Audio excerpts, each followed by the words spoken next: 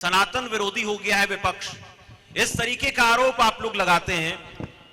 जबकि विपक्ष के नेताओं की तरफ से प्रयागराज महाकुंभ में स्नान किया गया। समय आगे पीछे हो सकता है, राम मंदिर की प्राण प्रतिष्ठा हुई तब भी विपक्षी नेताओं ने वहां जाकर पूजा अर्चना की और अब भी लोग जा रहे हैं।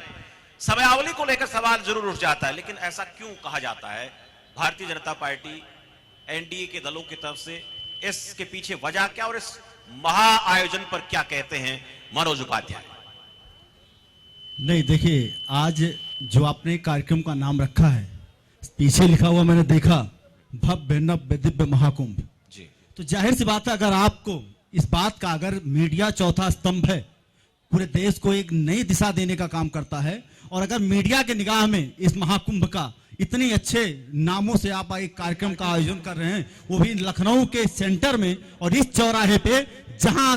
देश के नहीं पूरे देश से कहीं ना कहीं से लोग शाम के टाइम घूमने और टहलने भी आया करते हैं, तो जाहिर सी बात है इतने खुले मंच पर अगर आपने एक कार्यक्रम किया है, तो ये जो कार्यक्रम है भारतीय जनता पार्टी की सरकार के पीरियड में माननीय योगी आदित्यनाथ जी के नेतृत्व में और नरेंद्र मोदी जी के जो है सानिध्य में, तो कहीं ना कहीं आपको देखने को मिल रहा है कि जो जनता आवाम जिस प्रकार से वहां आ रही है और जिस प्रकार से विपक्षियों का वहां लगातार भ्रम फैलाने की बात की जा रही है, तो उसके बाद भी जनता अपने आप को रोक नहीं पा रही है। तो जाहिर सी बात है, यहाँ कई प्रकार से जो है महाकुंभ को दर्शाता है कि ऐसा कुंभ पहली बार ऐसा हुआ, इसके पहले भी कुंभ हुआ करते थे। उस कुंभों में हमें बताने की जरूरत नहीं है, क्योंकि जब 60 करोड़ से ऊपर की जनता इस कुंभ में स्नान कर रही है मां त्रिवेणी के तट पर और मां गंगा का नाम लेकर, तो जाहिर सी बात है इसके पहले भी कुंभ हुआ करते थे, उनके बारे में बताने की हमें आवश्यकता नहीं। लेकिन हाँ, इतना जरूर कहूंगा, जैसा आपने पूछा कि सनातन को टारगेट किया जाता है, बिल्कुल आप विरोध करिए, सरकार की नीतियों में आपके समझ में नहीं आता, आप विरोध करिए, उसका हम लोग स्वागत करते हैं। आपने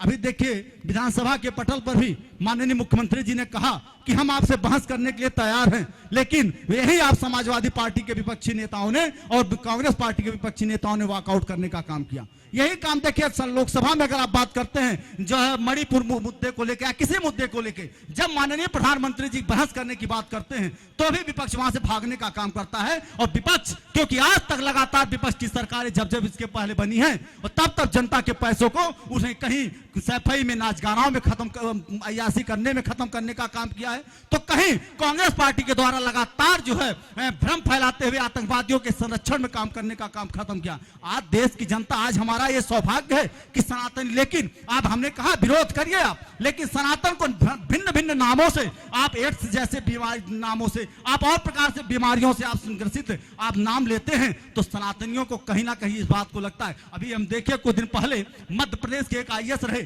उन्होंने क्या कहा, उन्होंने कहा कि जो है मुसलमानों का जो ब्लड है वो जो है सनातनी और हिंदुओं का है, क्योंकि मुस्लिम अरब से आए थे। हम ये भी उन्होंने कहा मध्य प्रदेश के ही, लेकिन रह गए तो IAS थे, तो उन्होंने कई प्रकार के नाम विपक्षियों द्वारा दे दिया गया कि वो प्रमोशन लेना चाहते हैं या किसी प्रकार से इन्होंने कहा है। तो कई प्रकार से सनातन को आप टारगेट करते हैं और सनातन के साथ विपक्ष लगातार उनके साथ बहुत सारे ऐसे उदाहरण गिनाए हैं। सनातन